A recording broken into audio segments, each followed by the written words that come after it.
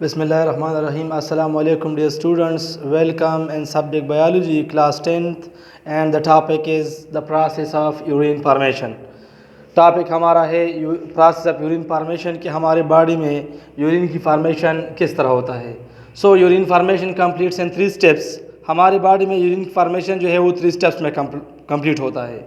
The first one that is pressure filtration, the second one that is reabsorption and the third one that is tubular secretion. यानी हमारी body में जो urine formation की जो urine formation जो है वो 3 स्टेप्स में कंप्लीट होता है. प्रेशर फिल्ट्रेशन है, रीअब्जॉर्प्शन है और ट्यूबुलर सिक्रीशन है. Pressure filtration this process occur in first part of the nephron which is known as renal corpuscle. और रीअब्जॉर्प्शन और ट्यूबुलर सिक्रीशन ये 2 स्टेप्स है और ये नेफ्रॉन के सेकंड पार्ट में ये प्रोसेस जो है ना ये स्टेप्स कंप्लीट होते हैं. आते हैं फर्स्ट पार्ट की तरफ जो हमारे साथ है यानी first step sorry pressure filtration. Again मैं आप लोगों को बताऊं कि टॉपिक हमारा है प्रोसेस ऑफ यूरिन फार्मेशन कि हमारी बॉडी में यूरिन फार्मेशन किस तरह होता है. So urine formation completes in 3 step. The first one that is pressure filtration, the second one that is reabsorption and the third one that is tubular secretion. The first step pressure filtration यानी pressure filtration इसका site ये कहाँ पे होता है. Question arise कि pressure filtration जो है ना ये it is the first step of the urine formation and it occur in renal corpuscle which is the first part of the nephron.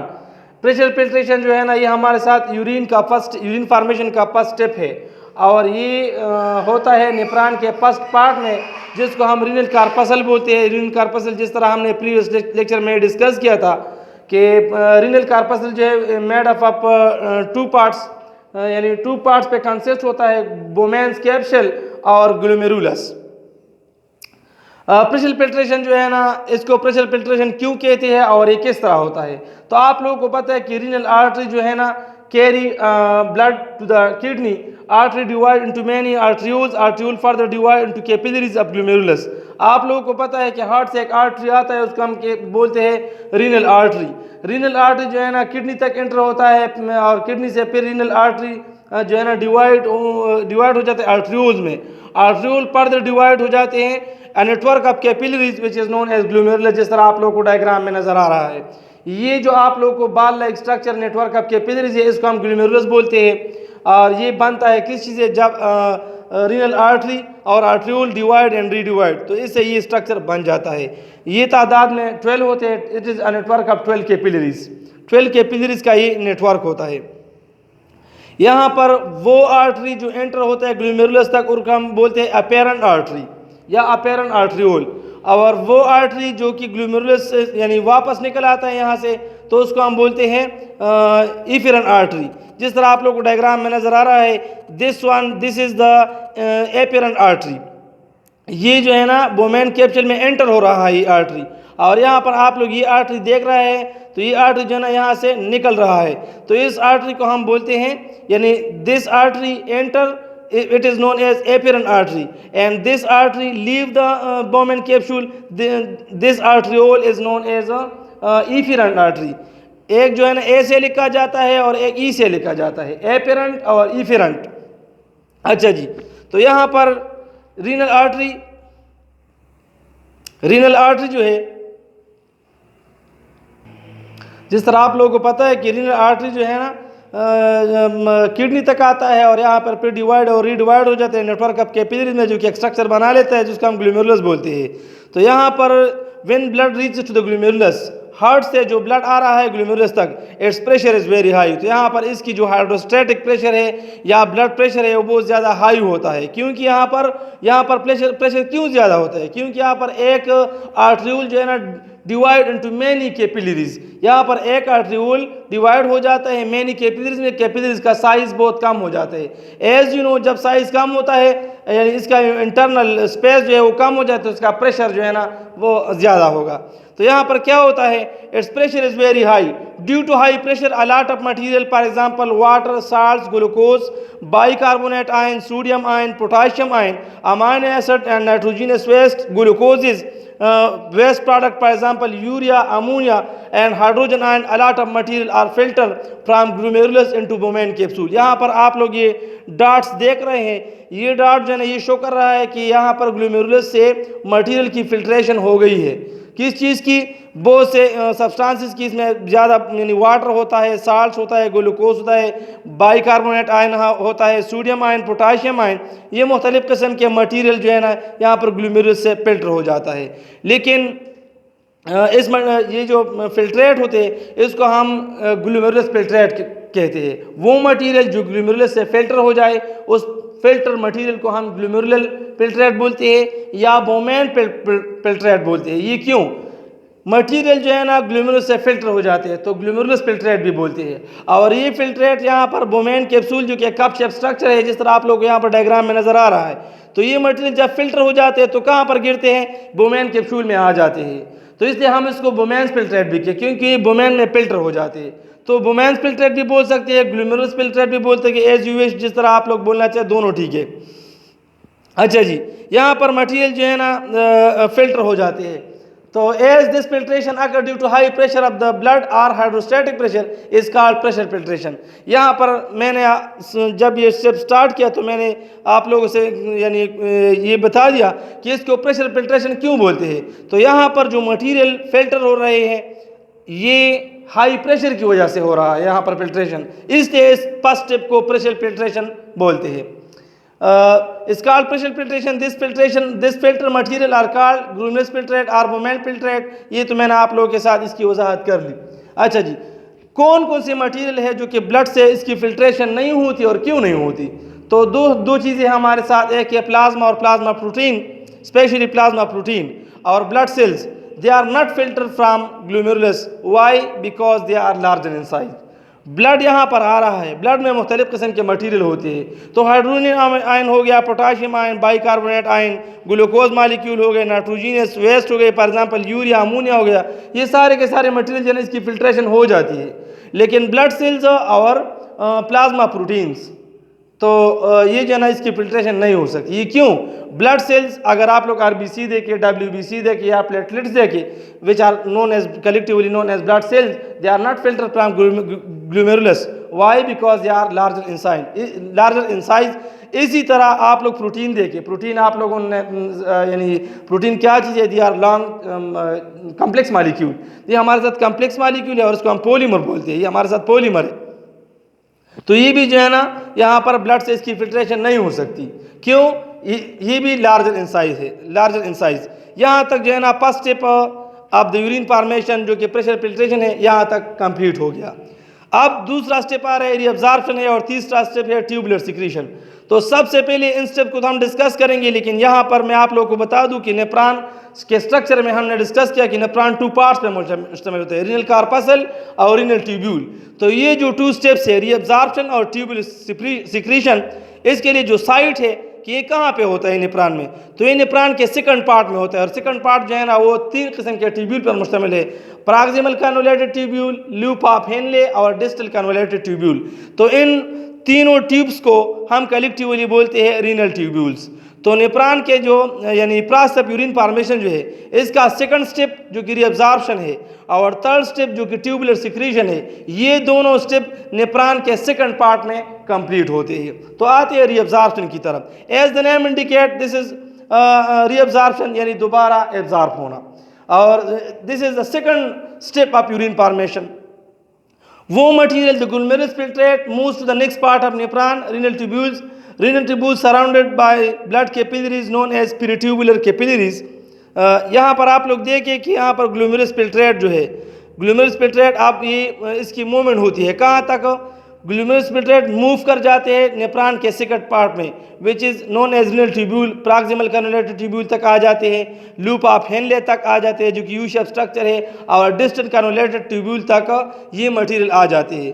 तो वो मटेरियल जो ग्लोमेरुलस फिल्ट्रेट से यानी ग्लोमेरुलस फिल्ट्रेट जो है ना इसमें बहुत ज़्यादा यूजफुल सब्सटेंसेस, इसमें सिर्फ गंदे मवाद नहीं होते, इसमें बहुत से यूजफुल सब्सटेंसेस होते हैं which not should be remove from the body, और इसकी बॉडी से अगर वो रिमूव हो जाए तो फिर प्रॉब्लम क्रिएट करेगा, बल्कि नुकसानदेह है। यानी कौन कौन सी चीज़ें हैं यूजफुल सब्सटेंसेस? आप लोगों को पता है ग्लूमेरुलस फिल्ट्रेट में जो है ना क्या वाटर होता है, वाटर। अगर वाटर हमारी बॉडी के लिए इंतहाई ज़रूरी चीज़ है। इस तरह आप लोग देखिए इसमें ग्लूकोज है, ग्लूकोज आप लोगों को पता है कि हमारी बॉडी को एनर्जी प्रोवाइड कर लेता है। इस तरह मुख्तलिफ़ किस्म के अमीनो एसिड है, आप लोगों को पता है कि अमीनो एसिड जो है ना ये हमारे बॉडी में प्रोटीन बना लेते हैं, और प्रोटीन का फिर स्ट्रक्चर रूल है हार्मोनल, बास हार्मोन प्रोटीन से बनते हैं। इस तरह हमारी बॉडी में मुख्तलिफ़ किस्म के स्ट्रक्चर एंजाइम्स वगैरह ये प्रोटीन से बने हैं। तो अगर ये अमीनो एसिड हमारी बॉडी से चले गए तो फिर जो है ना ये प्रॉब्लम क्रिएट करेगा। इसी तरह सोडियम आयन है, सोडियम दे के आप लोग ये नर्व इम्पल्सेस, ये हम लोग जो है इन्वायरमेंटल स्टिमुलस, फॉर एग्जांपल हम पेन वगैरह महसूस कर लेते हैं, या हमारे ब्रेन में मुख्तलिफ़ किस्म के मटीरियल प्रोसेस होते हैं, तो ये क्यों? It is due to sodium ion. तो अगर sodium, so it not should be remove from the body, तो ये बॉडी से नहीं रिमूव होना चाहिए। तो इसलिए यहाँ पर एक सेकंड जो कि अहम स्टेप है उसका हम बोलते हैं रीअब्जॉर्प्शन। तो ग्लूमेरुलस फिल्ट्रेट में जो मटीरियल वो मूव कर जाते हैं next part of the nephron, glomerulus filtrate का जो मटीरियल है वो नेक्स्ट पार्ट ऑफ नेफ्रॉन यहाँ तक आ जाते हैं।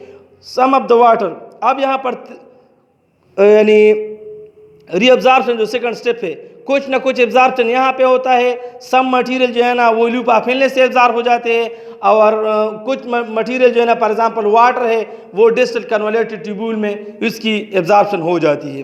तो फर्स्ट ऑफ ऑल हम आते हैं some of water and useful constituent such as glucose and amino acid are reabsorb from proximal convoluted tubule. यहाँ पर जो ग्लूमेरुलस फिल्ट्रेट आ जाते हैं तो ये प्रॉक्सिमल कन्वोल्यूटेड ट्यूब्यूल है। तो प्रॉक्सिमल कन्वोल्यूटेड ट्यूब्यूल में यहाँ पर जो ग्लूकोज था, ग्लूकोज हो गया, सम वाटर हो गई और अमाइनो एसिड, यहाँ पर उसकी रीअब्जॉर्प्शन हो जाती है। इस ट्यूब से, यहाँ पर आप लोग डायग्राम में देख रहे हैं ये ट्यूब है, तो इस ट्यूब से ये मटेरियल जो है ना वापस इस जो कैपिलरीज है इसमें दोबारा इसकी रीअब्जॉर्प्शन हो जाती है। ये किस तरह होता है? ये हार्मोन्स के जरिए होता है। अच्छा जी, ये जो आप लोग कैपिलरीज देख रहे हैं इसको हम कहते हैं पेरिट्यूबुलर कैपिलरीज। इसको पेरिट्यूबुलर कैपिलरीज क्यों कहते हैं? इसलिए कि ये ट्यूब जो है ना these are surrounded by the tubules, ये ट्यूब्यूल से सराउंड कर गए हैं, यानी इससे लेपट गए हैं इससे। अच्छा जी, तो प्रॉक्सिमल कन्वोल्यूटेड ट्यूब्यूल यहाँ से लेके यहाँ तक है, यहाँ पर जो है ना इसमें जो ग्लूमेरुलस फिल्ट्रेट होते हैं तो ग्लूमेरुलस फिल्ट्रेट से ग्लूकोज, अमाइनो एसिड और सम वाटर यहाँ पर उसकी रीअब्जॉर्प्शन हो जाती है। ग्लूमेरुलस फिल्ट्रेट जो है ना वो आ जाते हैं सेकंड पार्ट यानी लूप ऑफ हेनले में आ जाते हैं, लूप ऑफ हेनले जो कि ट्यूब्यूल है। तो यहाँ पर क्या चीज़ें एब्जॉर्ब होते हैं? मुख्तलिफ किस्म के salts, sodium, carbonate, bicarbonate ion, carbonate ion are reabsorb from loop of Henle U shape structure. आप लोग देख रहे हैं ये यू शेप स्ट्रक्चर है, इसको हम लूप ऑफ हेनले बोलते हैं। तो ग्लूमेरुलस फिल्ट्रेट में जो मुख्तलिफ किस्म के साल्ट्स है, जो बाइकार्बोनेट आयन है, कार्बोनेट आयन है, तो लूप ऑफ हेनले में एब्जॉर्ब हो जाते हैं। ग्लूमेरुलस फिल्ट्रेट जो है move to the last part of the nephron of the renal tubule which is known as distal convoluted tubule।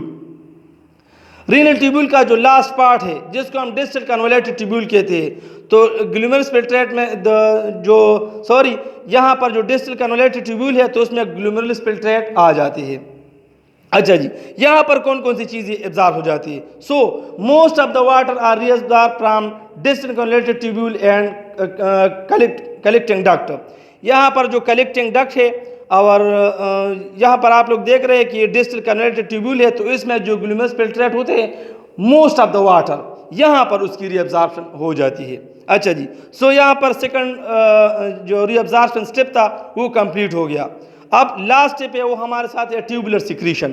तो ट्यूबुलर सिक्रीशन, इसको ट्यूबुलर सिक्रीशन क्यों बोलते हैं? आप लोग देख रहे हैं कि यहाँ पर डिस्टल कन्वोल्यूटेड ट्यूब्यूल से इर्द गिर्द क्या पाया जाता है? Peritubular capillaries. तो ग्लूमेरुलस फिल्ट्रेट से यूजफुल सब्सटेंसेस चले जाते हैं, रीअब्जॉर्ब हो जाते हैं ब्लड कैपिलरीज में। यहाँ पर आप लोग ये ब्लड कैपिलरी देख रहे हैं।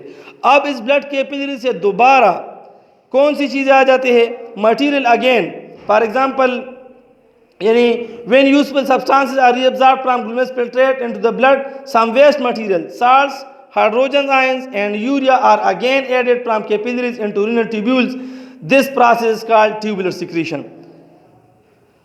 मैंने आप लोग से ही बता दिया कि यहाँ पर रीअब्जॉर्प्शन की प्रोसेस मुकम्मल कंप्लीट हो जाती है। मटेरियल जो है ना ग्लूमेरुलस फिल्ट्रेट से रीअब्जॉर्ब हो जाते हैं, ब्लड में चले जाते हैं। अब क्या होगा, ब्लड से दोबारा जो है ना जो टॉक्सिक मटेरियल है, फॉर एग्जांपल यूरिया हो गया हाइड्रोजन आयन से, तो ये दोबारा जो है ना इसमें आ जाते हैं।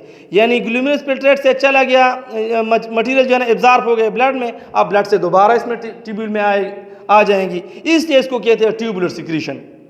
यहाँ पर स्टूडेंट कंफ्यूज हो जाते हैं। मैं आप लोग से दोबारा शेयर करना चाहता हूँ कि ग्लूमेरुलस फिल्ट्रेट से मटेरियल जो है ना फिल्टर हो जाते हैं, चले जाते हैं कहाँ तक, यानी रीअब्जॉर्ब हो जाते हैं ब्लड कैपिलरीज में। अब ब्लड कैपिलरीज में यूरिया है और मुख्तलिफ किस्म के साल्ट है और हाइड्रोजन आयन है, साल्ट नहीं सॉरी हाइड्रोजन आयन, वो दोबारा जो है ना यानी मटेरियल एब्जॉर्ब हो गई, अब वापस इसमें ऐड होंगी। तो इस वापस एडिशन को हम बोलते हैं ट्यूबुलर सिक्रीशन। यहाँ पर जो है ना process of urine formation complete हो जाती है आफ्टर प्रेशर फिल्ट्रेशन। अब हम यूरिन कैसे कहते हैं, प्रेशर फिल्ट्रेशन, रीअब्जॉर्प्शन और ट्यूबुलर सिक्रीशन, ये तीन प्रोसेस जब कंप्लीट हो जाए और जो कंपाउंड यहाँ पर बनता है उसको हम बोलते हैं यूरिन बोलते हैं हम इसको।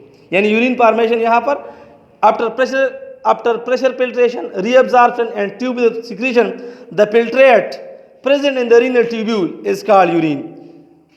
प्रेशर फिल्ट्रेशन, रीअब्जॉर्प्शन और ट्यूबुलर सिक्रीशन ये जब कंप्लीट हो जाए तो जो फिल्ट्रेट प्रेजेंट है in the renal tubule they are called urine, उसको फिर हम यूरिन बोलते हैं। यूरिन फिर कलेक्टिंग डक्ट में चले जाते हैं, कलेक्टिंग डक्ट से जो है ना फिर पेल्विस में, आप लोग के साथ मैंने डिस्कस किया था कि किडनी के अंदर एक स्पेस होता है जिसको हम कहते हैं पेल्विस, तो यूरिन पेल्विस में आ जाता है, पेल्विस से फिर यूरिन यूरिटर के जरिए पास होता है यूरिनरी ब्लैडर तक, और यूरिनरी ब्लैडर से जो है ना फिर ये मटेरियल चले जाते हैं, यानी वहाँ यूरिनरी ब्लैडर जो है ना वहाँ पर कुछ टाइम के लिए पर सम हावर, कुछ घंटों के लिए यूरिन स्टोर होता है। जब हमें ज़रूरत महसूस हो जाती है तो थ्रू यूरिनेशन जो कि एक प्रोसेस है, उसके ज़रिए उस प्रोसेस के ज़रिए हमारी बॉडी से यूरिन जो है ना वो निकल जाता है through urethra to the outside environment. और इस तरह जो है ना ये टॉपिक कंप्लीट हो गया कि यूरिन फॉर्मेशन किस तरह होता है हमारी बॉडी में। अब मैं आप लोगों के साथ शॉर्ट समरी जो है ना वो शेयर करना चाहता हूँ। यानी प्रेशर फिल्ट्रेशन है, रीअब्जॉर्प्शन है और ट्यूबुलर सिक्रीशन है।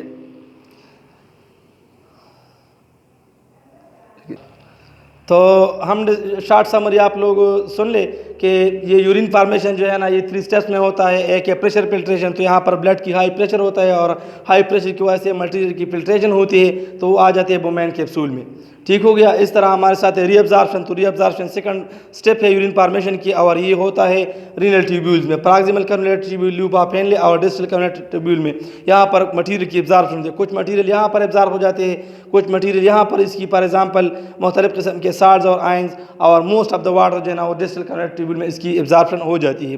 तो यहाँ पर जो मटेरियल बन जाते हैं, जो यानी रीअब्जॉर्प्शन और ट्यूबुलर सिक्रीशन ये जब कंप्लीट हो जाए तो जो फिल्ट्रेट यहाँ पर डिस्टल कन्वलेटेड ट्यूब्यूल में मौजूद है उसको हम कहते हैं यूरिन। यूरिन जो है ना फिर पेल्विस में चले जाते हैं यूरेटर के जरिए, फिर यूरिनरी ब्लैडर तक और यूरेथ्रा से हमारे बॉडी से रिलीज हो जाते हैं। So this was all about the process of urine formation. Thank you so much.